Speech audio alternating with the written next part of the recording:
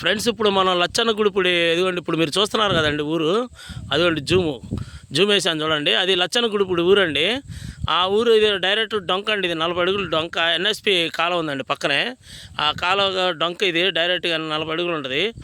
ఇది మనకి రెవెన్యూ వచ్చేసరికి ఇది బేజాద్పురం రెవెన్యూ వచ్చిందండి. ఊరు మాత్రం లచ్చన్న గుడిపుడికి దగ్గరగా ఉంటుంది. ఈ బేజాద్పురం రెవెన్యూలో ఇదిగోండి 40 అడుగులు డొంక రోడ్డు అనుకొని మనకి 4 ఎకరాలు చేను వచ్చిందండి. ఒకటే బిట్టు. ఇదండి ఫ్రెండ్స్, ఇప్పుడు ఇది పత్తి వేశారు కదా, ఇదండి మీరు చూసేది. అది ఆ చివర చెట్లు ఉన్నాయి చూడండి, అక్కడ దాకా ఉంటుంది. ఇది మొత్తం 40 ఎకరాలండి, ఒకటే బిట్టు. ఇదిగోండి ముందుకి ఇది ఆ చివర అక్కడ దాకా అండి, ఆడదాకా. అక్కడ నుంచి ఇది మొత్తం మనకి 4 ఎకరాలండి. రోడ్డు ఫేసు డొంక రోడ్డు ఫేసు 40 అడుగులు డొంక రోడ్డు. తూర్పు పక్క 40 అడుగులు డొంక ఉందండి.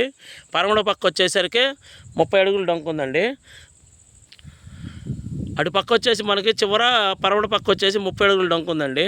ఇటు తూర్పు పక్క 40 అడుగులు 40 అడుగులు రోడ్డు. ఇది డైరెక్ట్గా ఎన్ఎస్పి కాలువ ప్లస్ రోడ్డు. ఇది రెవెన్యూ వచ్చేసరికి బేజాద్పురం రెవెన్యూ, కానీ లచ్చన్న గుడిపూడి ఊరికి దగ్గరగా ఉంటుందండి. అంటే ఈ రోడ్డు స్ట్రైట్గా వెళ్తే మనం నిడుముక్కలు కూడా వెళ్ళిపోవచ్చు. అమరావతి రోడ్డుకి చాలా దగ్గరగా ఉంటుంది.